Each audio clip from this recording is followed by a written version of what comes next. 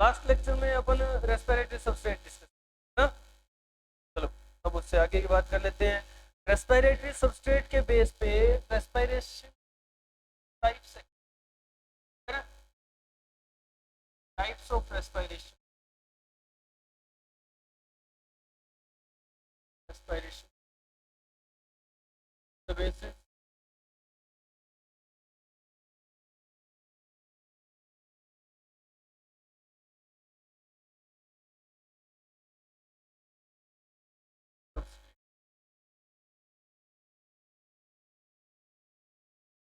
Substrate के basis. इसमें पहली टाइप होती है floating respiration. Floating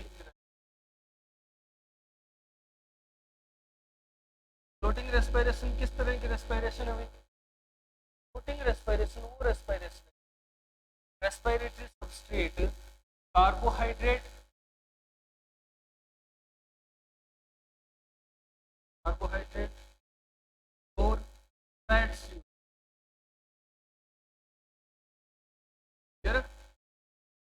carbohydrate fats are used as this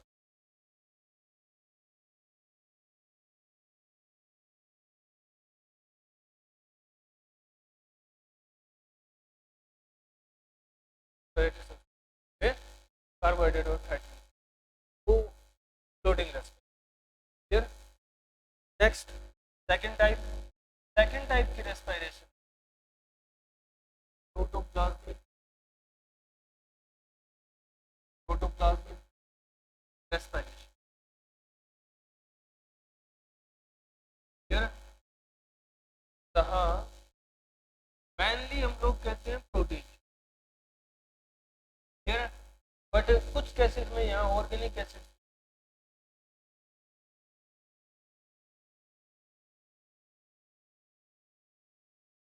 जब रेस्पिरेटरी सबस्ट्रेट के तौर पे यूज किए जाएंगे उस रेस्पिरेशन प्रोटोप्लाज्मिक रेस्पिरेशन।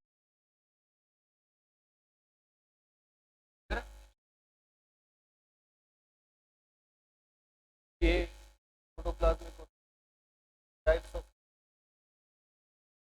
रेस्पिरेशन।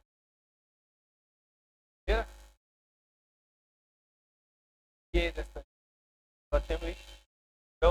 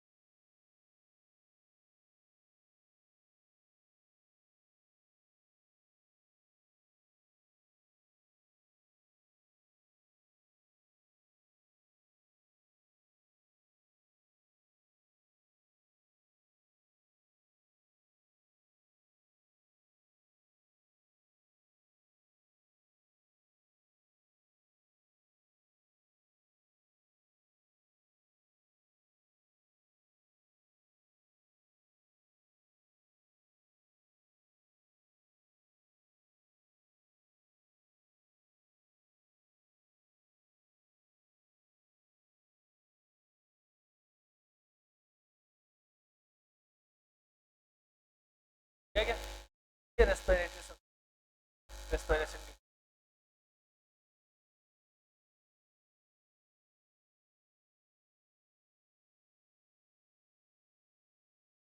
अब सबस्ट्रेट के बेस पे रेस्पिरेशन की टाइप्स देख। अब जो हम लोगों ने स्टार्टिंग में रेस्पिरेशन की टाइप्स देखी थी ना, उनको थोड़ा डिटेल में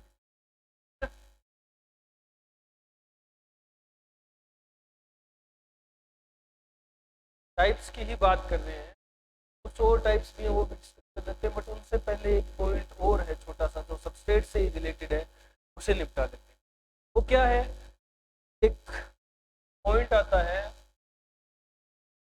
रेस्पिरेटरी सबस्ट्रेट के अंदर, यही है, ठीक है, रेस्पिरेटरी ल्यूसेंट,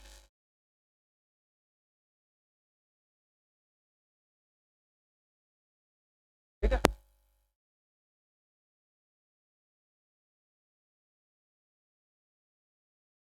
ठीक है, ये क्या होता है? ये आर क्यू, आर क्यू, तो ये रेशियो है, ठीक है, रेशियो किस चीज का? कि भाई रेस्पिरेटरी सबस्ट्रेट को ऑक्सीडेटिवली ब्रेक डाउन करने के लिए, रेस्पिरेटरी सबस्ट्रेट के ऑक्सीडेटिव ब्रेकडाउन में कितनी कार्बन डाइऑक्साइड निकलती है और कितनी ऑक्सीजन का रेशियो, का रेशियो है। तो हम लोग कैसे लिखेंगे रेशियो ऑफ, हाँ, release carbon dioxide upon amount को यूटिलाइज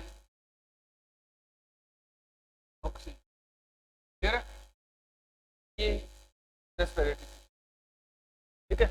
अब आर क्यू अलग अलग रेस्पिरेटरी निकाला गया है, स्टैंडर्ड निकाला गया है, और स्टैंडर्ड आर क्यू की कितनी होती है? तो देखो, फर्स्ट आर क्यू हम लोग देखेंगे कार्बोहाइड्रेट, क्लियर है,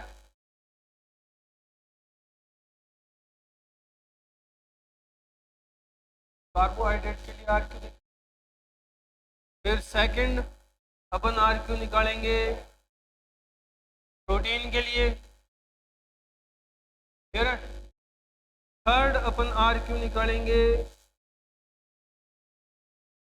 फैट्स के लिए।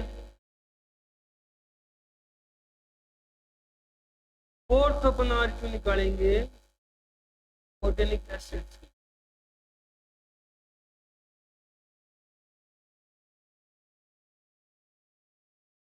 ऑर्गेनिक एसिड्स की, क्लियर है।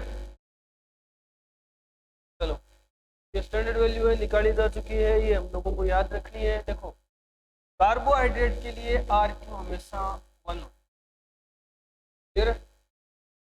प्रोटीन के लिए आर क्यू लेस देन 1 होता है, क्लियर है, और ये वैल्यू है 0.7, क्लियर है, समझ गए। एक्चुअल में अगर अपन बात करें ना, तो ये 0.7 भी नहीं है, 0.7 0.9 के, ठीक है। फैट के लिए आर क्यू निकालें तो ये भी लेस देन 1 है, और इसकी एग्जैक्ट 0.7, ठीक है। ऑर्गेनिक एसिड्स का आर क्यू, ऑर्गेनिक एसिड्स का आर क्यू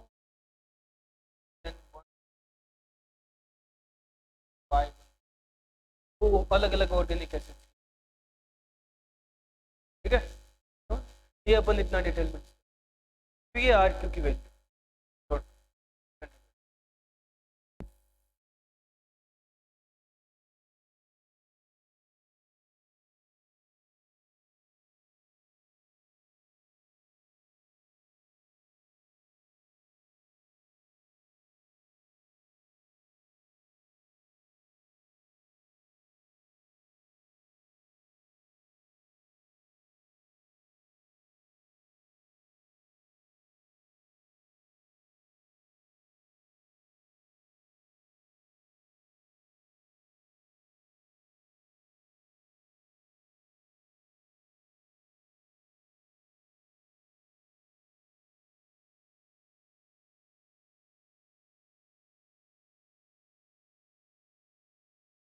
हो गया।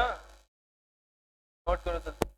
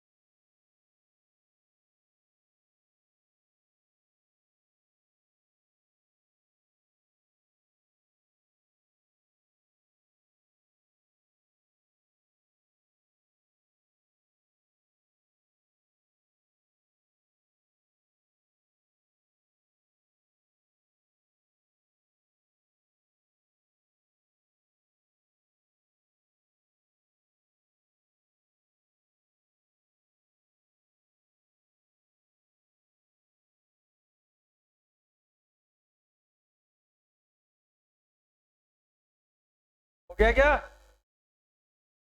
आर क्यू की वैल्यू थी, ठीक है। चलो अब अपन बात करते हैं अदर भी कुछ टाइप्स में डिफरेंशिएट किया है।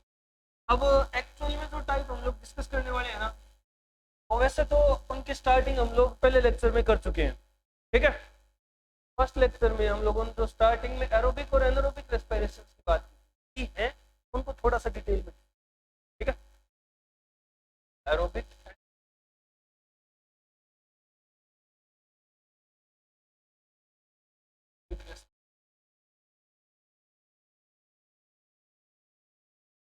और anaerobic.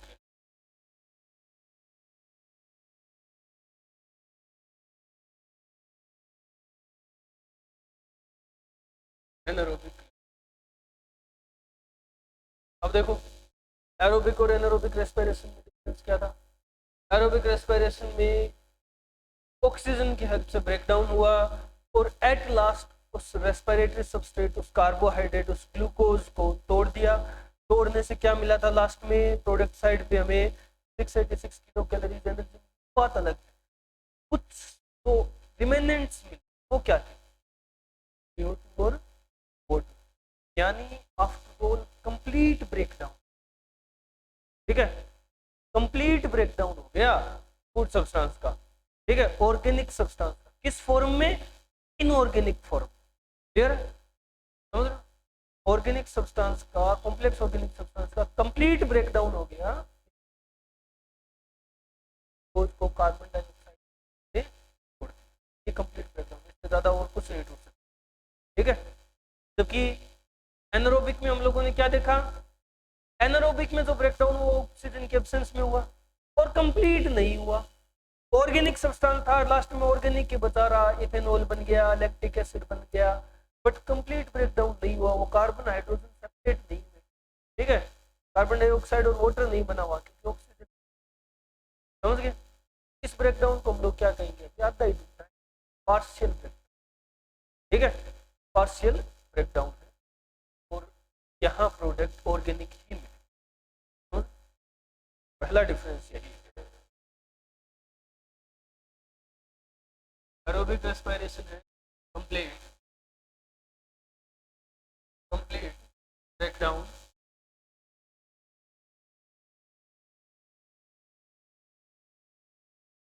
Complete breakdown of, complete breakdown of organic food substance. Bracket में लिखना ग्लूकोज,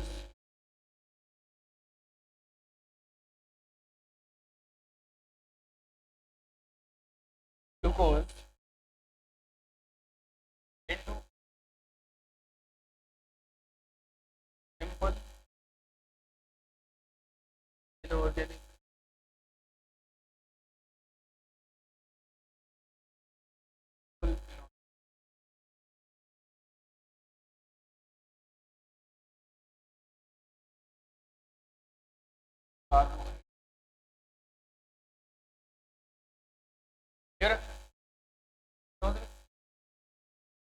जबकि यहाँ क्या हुआ है एनारोबिक रेस्पिरेशन में, एनारोबिक रेस्पिरेशन में complete breakdown, partial breakdown, partial breakdown organic food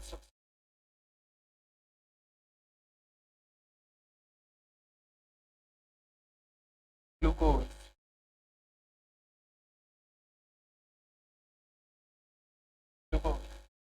into organic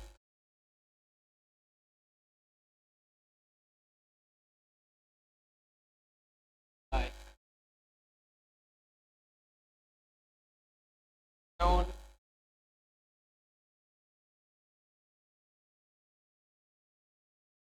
and lactic। ये क्या है? known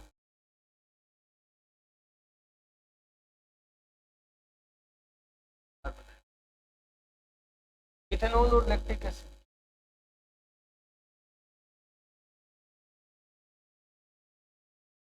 लैक्टिक एसिड C3H6O3 है। क्लियर? तो सेकंड डिफरेंस क्या हुआ कि एरोबिक रेस्पिरेशन में एंड प्रोडक्ट क्या बना, एंड प्रोडक्ट क्या बना? इनऑर्गेनिक।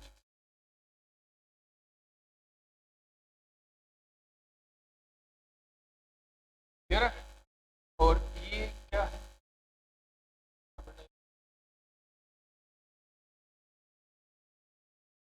क्लियर? क्या हुआ? एटीपी ब्रेकडाउन में बनी कहाँ है? ब्रेकडाउन में तो एनर्जी निकली, उस एनर्जी का यूज करके हम लोग एटीपी अलग प्रोसेस, यहाँ तो एनर्जी निकली है जस्ट, यहाँ एंड प्रोडक्ट क्या है?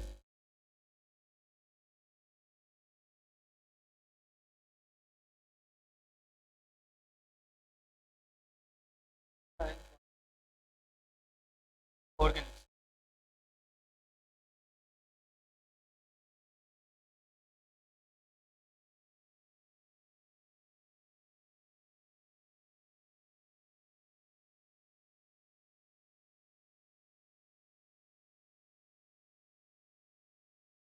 सेकंड डिफरेंस हो गया।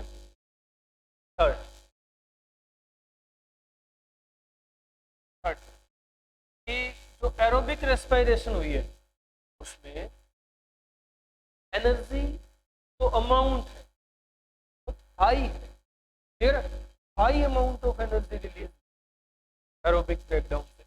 हाई अमाउंट ऑफ एनर्जी कैसे कि हम लोगों ने यहाँ 686 किलो कैलोरीज बताई है, जबकि यहाँ 2 एटीपी जो कि तकरीबन 39 और 52 किलो कैलोरीज, ठीक है? ये difference high amount, high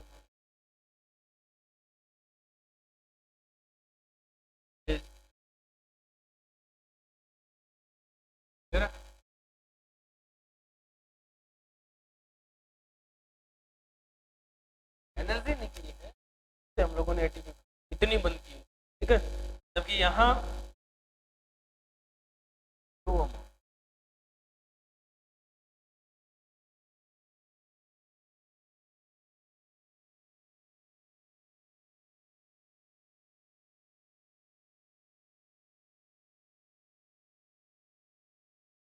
clear? Next fourth और लास्ट डिफरेंस और क्या है कि भाई जो एरोबिक रेस्पिरेशन होगा उसमें तो लास्ट हाइड्रोजन एक्सेप्टर मॉलिक्यूल होगा, क्या होता है?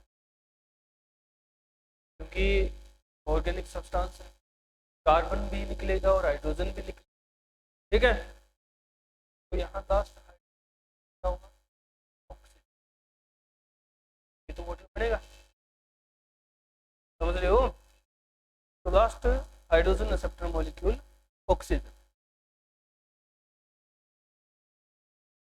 Oxygen is last hydrogen, clear. जबकि यहाँ ऑक्सीजन, यहाँ यहाँ क्या हो, यहाँ मॉलिक्यूल classical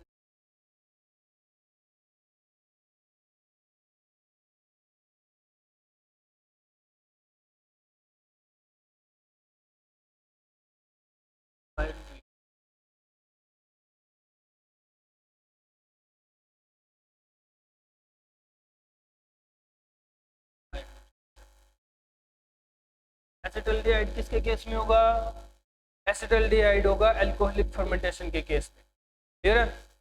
और पायरुवेट होगा lactic acid fermentation, lactic acid anaerobic, clear. तो ये डिफरेंस एरोबिक और एनारोबिक रेस्पिरेशन।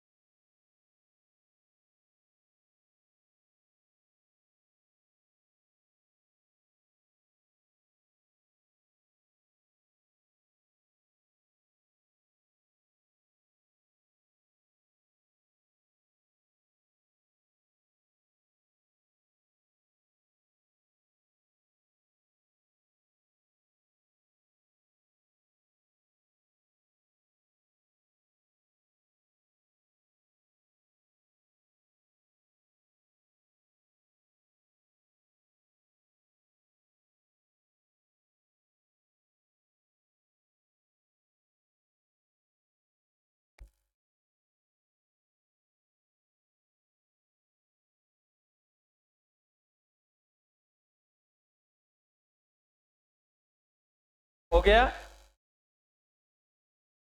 हो गया क्या, चलो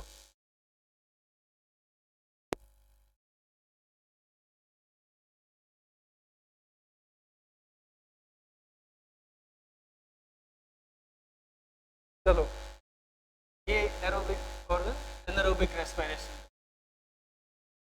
अब अपन बात कर लेते हैं भाई, इस एरोबिक और एरोबिक रेस्पिरेशन के बेस पे अलग अलग टाइप के ऑर्गेनिज्म लिविंग वर्ल्ड।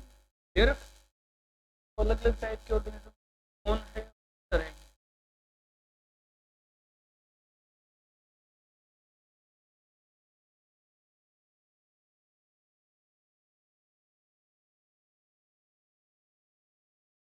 अपन पॉइंट डिस्कस करने वाले हैं types of organism. Types of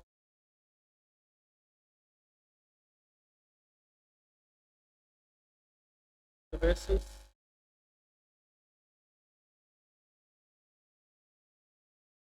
respiration,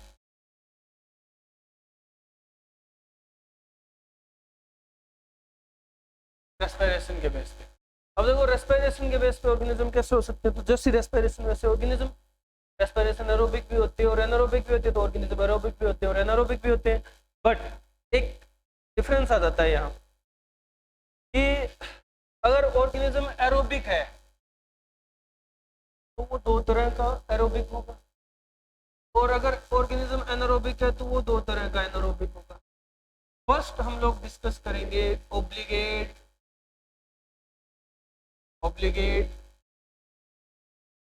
aerobes की। ऑब्लिगेट एरोब्स ये कौन से ऑर्गेनिज्म होते हैं? ये वो ऑर्गेनिज्म होते हैं जिनके अंदर organism having aerobic respiration,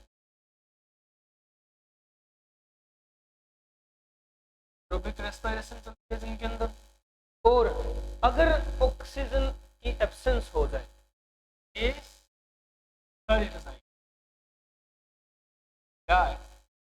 in the absence oxygen की एब्सेंस में सल्ट सकते हैं। ऐसे ऑर्गेनिजम्स को ऑब्लिगेट एरोब कहा। और ऑब्लिगेट एरोब्स का एग्जांपल है most of plants over the plant and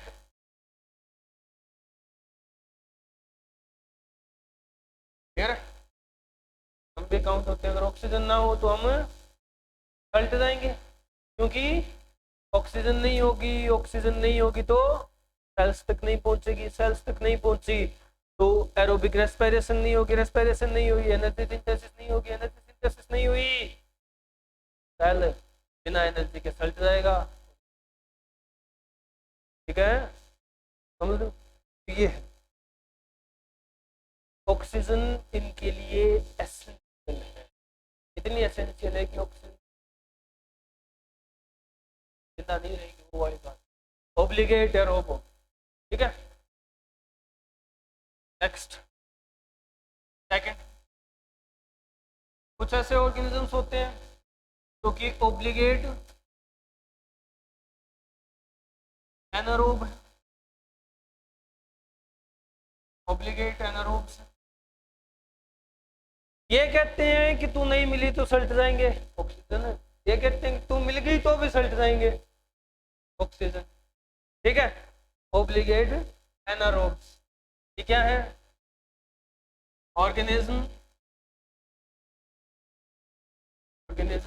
having anaerobic respiration, anaerobic respiration क्या होता है? ये सल्ट जाएंगे die in the presence of oxygen. Oxygen भी तो ये सल्ट जाएंगे।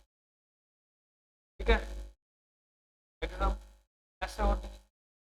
तो कंप्लीटली एनारोब है, ये होता है क्लोस्ट्रिडियम।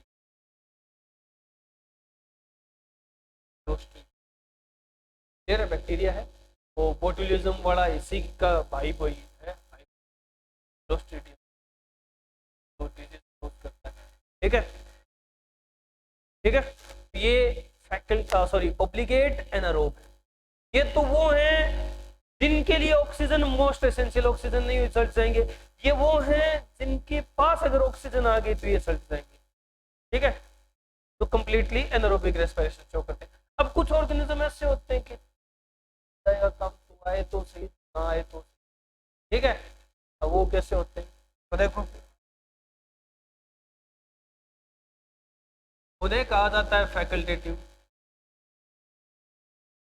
उन्हें कहा जाता है फैकल्टेटिव। और फैकल्टेटिव में अपन सबसे पहले बात करेंगे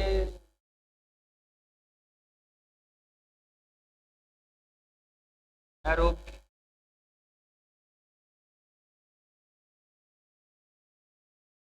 फैकल्टेटिव एरोब्स, फैकल्टेटिव एरोब्स कौन से होते हैं, तो होते तो एनारोब है, क्या है, होते तो एनारोब है, कंडीशन आने पर एरोब हो जाते हैं। जिनको वैसे ऑक्सीजन चाहिए तो नहीं है, बट अगर दी जाए तो मना भी नहीं करेगी, ठीक है। वो समझ गए, चलो। तो anaerobes, anaerobes which become aerobes according to situation।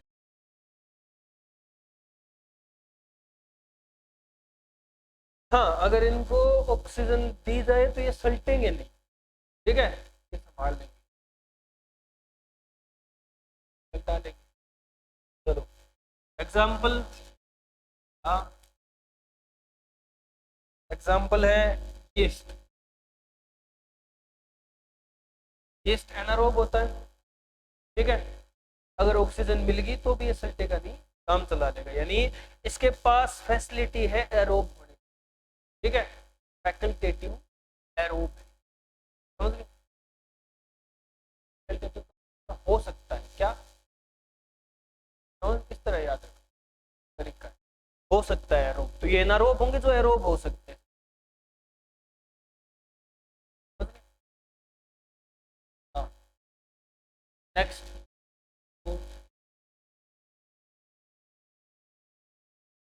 Facultative anaerobe, facultative anaerobe ये वो होते हैं जो एरोबिक होते हैं, जिनके अंदर एरोबिक रेस्पिरेशन चलती है, जिनके लिए ऑक्सीजन जरूरी है, पर अगर ऑक्सीजन ना मिले तो भी एक काम चला लेंगे, ठीक है। जाती है तो क्या, कोई दिक्कत, अपन संभाल लेंगे, ठीक है। जा ऑक्सीजन दिले तेरी जिंदगी, समझे, ये अपना काम चला लेते हैं, सल्टते नहीं है, पर ध्यान रखना सल्टते, इतनी भी जरूरी नहीं थी तू कि हम जानते थे, वो वाली बात है, ठीक है। ये है aerobes which become anaerobes according to, ठीक है। एग्जाम्पल, एग्जाम्पल है लैक्टोबैसिलस,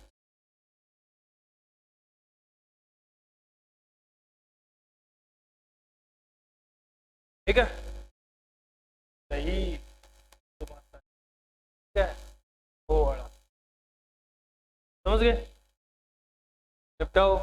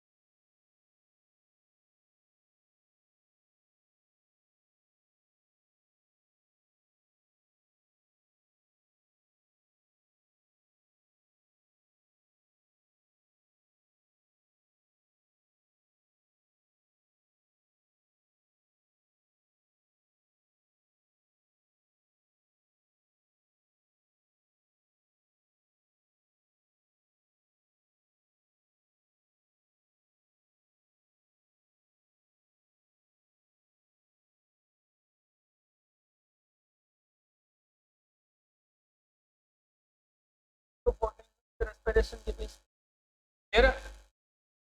अब अपन पर्टिकुलर रेस्पिरेशन की रिएक्शन स्टार्ट करते हैं, ठीक है, समझ रहे हो।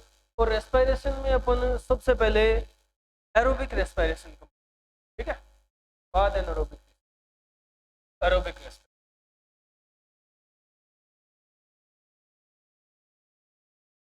एरोबिक रेस्पिरेशन ऑक्सीजन के प्रेजेंस में ब्रेकडाउन ग्लूकोज का, ठीक है। एरोबिक रेस्पिरेशन को हम लोग स्टडी करने के लिए इसके स्टेप्स समझते हैं। मल्टी स्टेप रिएक्शन है, मल्टी स्टेप रिएक्शन के स्टेप डिस्कस कर लेते हैं। एक सिनेरियो स्टार्टिंग में थोड़ा सा एक ओवरव्यू ले लेते हैं कि कौन कौन से स्टेप हमें यहाँ देखने। तो देखो एरोबिक रेस्पिरेशन में क्या होगा। फर्स्ट स्टेप यहाँ होता है ग्लाइकोलाइसिस। ग्लाइकोलाइसिस, ग्लाइकोलाइसिस क्यों कर रहे हैं, ये एक्चुअल में एक पर्टिकुलर सबस्ट्रेट के लिए यूज हुई टर्म है। अगर अपन और करेक्ट कहें ये स्टेप क्या होगा, ये स्टेप है ब्रेकडाउन, ठीक है, प्राइमरी ब्रेकडाउन कह सकते हैं। फिर तो हम या हमारे सिलेबस में जो दिया गया है वो रेस्पिरेटरी कार्बोहाइड्रेट और carbohydrate most common form glucose दी गई, ठीक है। तो अपन ग्लूकोज का जब ब्रेक डाउन करेंगे तो ग्लाइकोलाइसिस, फिर ग्लाइकोलाइसिस, समझ गए। अब ये ग्लाइकोलाइसिस के बाद तो प्रोडक्ट मिलेगा,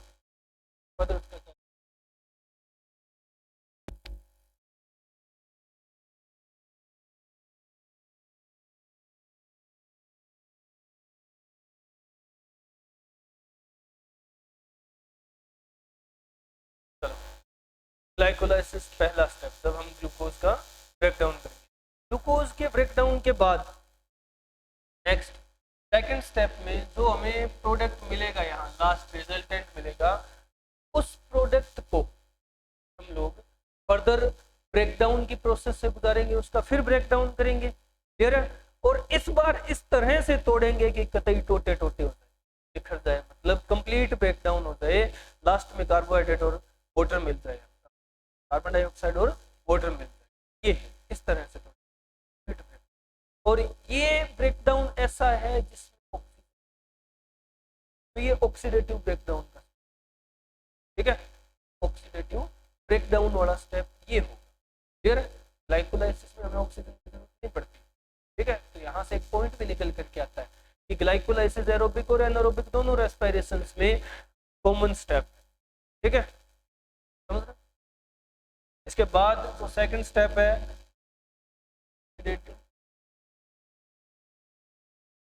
ब्रेकडाउन। अब ये ऑक्सीडेटिव ब्रेकडाउन जो है इसमें हम लोग मेनली दो रिएक्शन स्टडी करते हैं, ठीक है।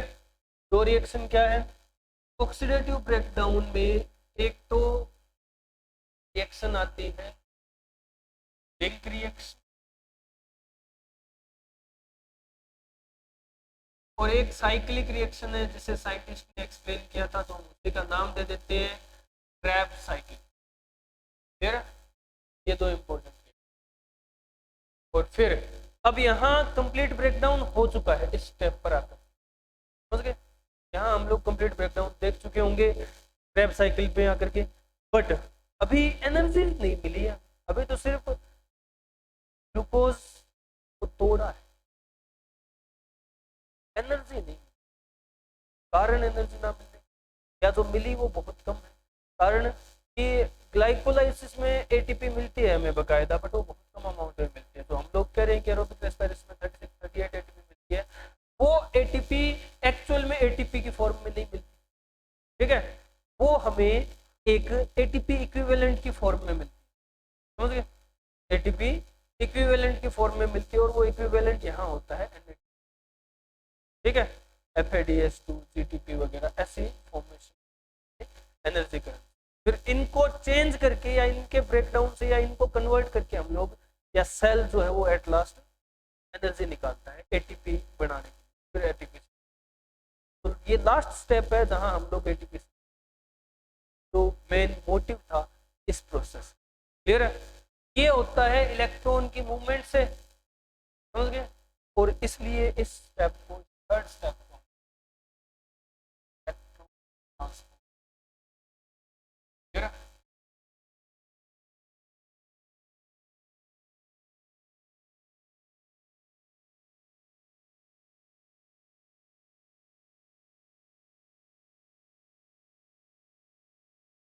इस तरह से पूरी रिएक्शन कर सकते हैं। ठीक है? ग्लाइकोलाइसिस, फिर ऑक्सीडेटिव ब्रेकडाउन, फिर हीट। यहाँ हमारा मोटिव तो एरोबिक रेस्पिरेशन क्या कि हम लोग एनर्जी निकाल चुके होंगे। ठीक है? कार्बन डाइऑक्साइड और वाटर में तोड़ चुके होंगे ग्लूकोज, और यही हमारा मोटिव। ये कंप्लीट हो। क्लियर है? कल फर्स्ट लेक्चर से, सॉरी कल नेक्स्ट लेक्चर से अपन स्टार्ट करेंगे ग्लाइकोलाइसिस। क्लियर है? चलो आज इतना ही, बाकी कल डिस्कस करते हैं।